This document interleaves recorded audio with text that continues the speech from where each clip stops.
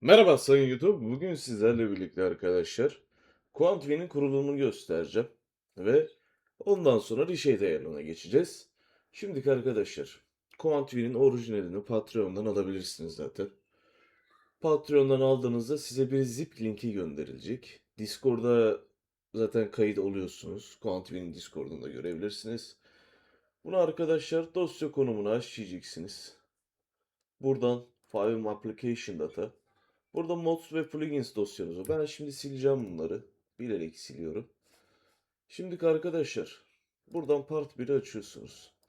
5M app yazıyor. Mod ve plugins yazıyor. Bunun içinde QuantV ile alakalı şeyleriniz var.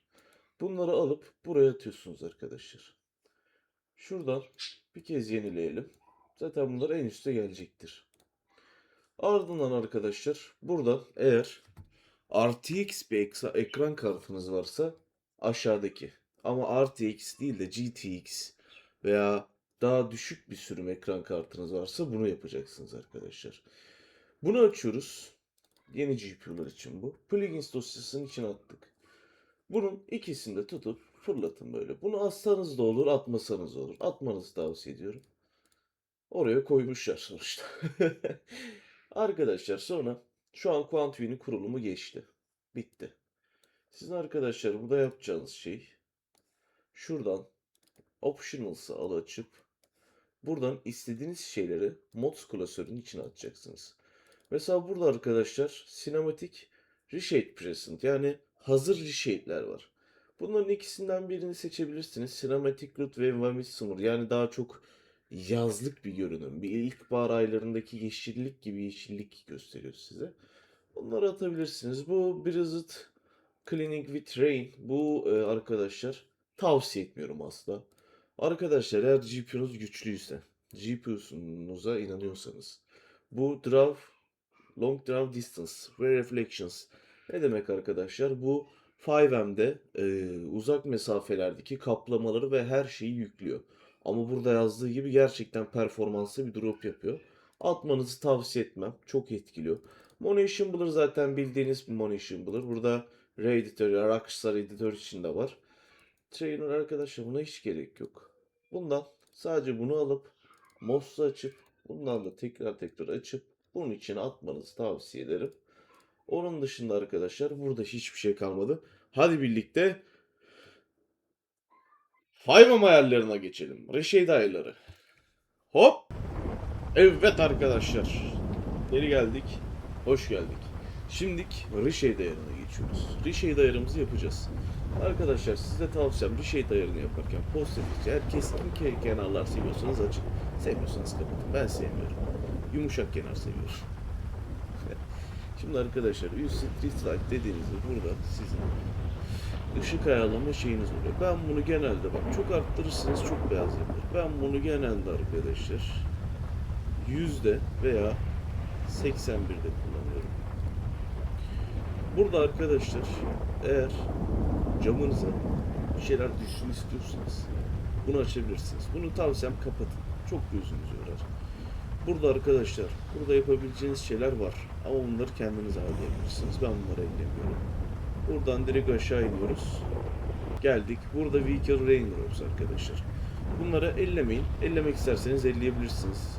Arabanıza düşen su damlacıklarının daha büyük görünmesini seçebilirsiniz. Şimdi arkadaşlar aşağı geldik. Burada Grass Reflections Effect var. Bunu arkadaşlar Deedful'a çekin. Çok parlamaz. Indicator LED'ler var arkadaşlar. Bunlar sizin arabanızın farlarıdır. Şöyle göstereyim size. Mesela nasıl açıyoruz hiçbir şekilde fikrim yok burada. Arabanın ışıklarında. Bakın gördüğünüz gibi. Şöyle arkadaşlar bunu kendiniz ayarlayabilirsiniz. Kendi seçiminize bağlı bunlar. O birkaç tane profil var. Benim beğendiğim profil genelde şunu da kullanıyorum sevgili dostlarım. Şu. Genelde profil 2'de kullanıyorum. Bu arkadaşlar gereksiz bir detay. Flickr'lar da gereksiz bir detay. Kullanmanızı tavsiye etmediğim şeyler. Burada arkadaşlar şimdi geldik Ambient Collision. Bunu arkadaşlar 2'ye çekmenizi garanti ediyorum. Şu an gördüğünüz gibi gölgeler birazcık daha derinleşiyor. Şuralara bakın. Çok daha derin oluyor. Bunu arkadaşlar 5'e çekin. En fazla quality 5 oluyor. Bunu arkadaşlar bunları şöyle 2'ye çekin. Particle FX bunları güçlendiriyor. Bu arkadaşlar egzoz patlatma şeyi. Egzozunuzun hangi renk patlatacağını istiyorsanız onu ayarlayabilirsiniz. Ben bunu genelde mesela blue kullanıyorum. Hoşuma gidiyor. Mor, mavi, nitro gibi oluyor. Şimdi arkadaşlar devam edelim. Burası bunların ayarları full. Buradan eğer egzozun ateşin daha büyük olmasını istiyorsanız bunları filan arttıracaksınız. Sonra burada çok fazla ayar var arkadaşlar. Bunları geçelim şimdilik. Snowflake insanıyla arkadaşlar GTA 5'te biliyorsunuz ki kar yağıyor. Kar yağışının kalınlığı. Eğer yağışın ince ve tane tane olmasını istiyorsanız direkt bunu sıfıra geçin.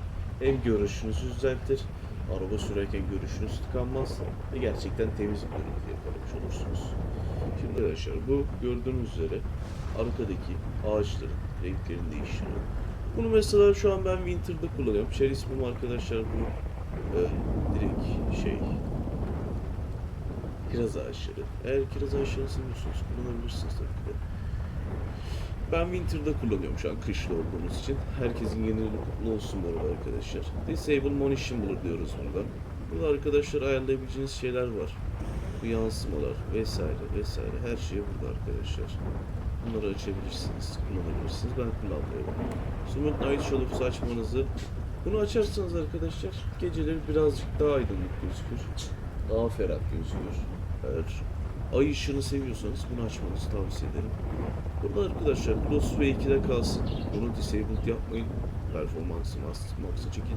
2'de de kullanabilirsiniz. Bu bulut tipleri çok etkilemiyor. Bunlar arkadaşlar bulutların yerleri. Starfield Galaxy açarak arkadaşlar ve Aurora Benefit'i açarak şunları böyle bırakın. Şöyle size göstereyim hemen. Arkadaşlar gördüğünüz üzere Starfield Galaxy aynen şuradaki gibi gözükecektir. Aurora Benefit'te arkadaşlar genel olarak böyle gözükür. Gerçekten şöyle hafif hafif efektli bir şekilde şeyleriniz olur. Gerçekten hoşunuza gidiyorsa eğer yıldızları seviyorsanız bunu da kullanabilirsiniz. Tavsiye ederim. Şimdilik arkadaşlar kuantifi ayarlarımıza kaldığımız yerden devam ediyoruz. Şimdi bunları gösterdikten sonra arkadaşlar bunu zaten yüklemediniz açsanız da olmayacaktır. Arkadaşlar bu yol kaplaması GTA 5'in kendi yolunu daha böyle güzel, daha böyle yırtık olmayan mesela gördüğünüz gibi hasarlı yollar onları yapıyor. Bunları arkadaşlar istediğiniz gibi kullanabilirsiniz. Very low witness yaptığınızda gördüğünüz gibi çok şey gözüküyor. Ben size tavsiyem arkadaşlar bunu şöyle default witness'ta kullanmanız. Ama very low'da da kullanabilirsiniz. Gerçekten güzel bir görüntü katar bu size. Devam edelim arkadaşlar. Arkadaşlar bunları şöyle açtığınızda eğer yağmur yağdığı zaman gördüğünüz gibi yansımaları üst seviyeye çıkartan bir şeydir. Ama tabii ki de arkadaşlar bunu açarsanız bir süre sonra görüntünüzün bozulmasını etkileyebilir. Çünkü gördüğünüz gibi arkadaşlar şu ötede de gördüğünüz gibi bina gidiyor. Rahatsız edici bir görüntü olabilir. Sürekli alçak kamerada kullanmanız lazım. Böyle yaptığınızda gördüğünüz gibi kaplamaların hepsi gidiyor. Kullanmanızı tavsiye etmem o yüzden. Ama seviyorsanız açabilirsiniz tabii ki de. Bunlar arkadaşlar yapı yansımaları. Bunları hiç ellemeyin. Bir de arkadaşlar şöyle bir water'ımız var. Hemen su tarafına geçelim o zaman. Hoppaley! Su tarafına geldik arkadaşlar. Şimdi bunu arttırdığınızda gördüğünüz gibi suyun için tamamen görebiliyorsunuz. Arkadaşlar bunu asla ve asla full'de kullanmayın. Ha bu arada suyun rengini eğer değiştirmek istiyorsanız şöyle kanlı bir şey de yapabilirsiniz. Yeni böyle Cadılar Bayramı'na özel veya değişik bir fanteziniz varsa o böyle kullanmanızı tavsiye ederim. Arkadaşlar bunu 650 civarlarına çekin. Çünkü şöyle derin suyu göstereyim size. Gördüğünüz gibi sağda derin su gözükmüyor. Bunu arkadaşlar eğer o civarlarda kullanırsanız sizin için daha uygun olacaktır. Çünkü çok azaltırsanız zaten göremezsiniz. Ama çok azaltırsanız derin suyun içini bile görmeye başlarsınız. Bunu arkadaşlar 650'lerde 700'lerde kullanın. Size çok sığ olmayan yerleri gösterir. hile gibi algılanmaz. Adminler tarafından da işlem yapılmaz zaten buna. Bu arkadaşlar bu arada adminden admine de değişebilecek şeyler. Yaptırım yapmak isterse yapar. Arkadaşlar ayarlarımız bu kadardı. Şimdi sizlerle birlikte etrafı göstererek kaydımıza devam edeceğim. Bundan sonra arkadaşlar sadece Warcraft olacaktır. Eğer grafik kalitesine bakmak ve görmek istiyorsanız kaydı izlemenizi tavsiye ederim. Ama eğer diyorsanız ki ben artık kendi oyunuma geçmek istiyorum, size iyi oyunlar dilerim. O zaman sizi yalnız bırakıyorum.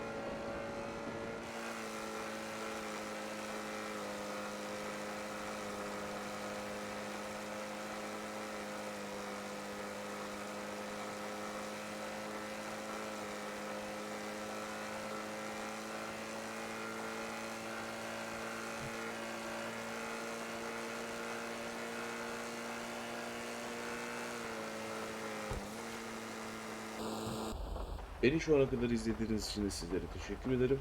Like atıp abone olup destek olmayı unutmayın. Teşekkür ederim. Hadi bay.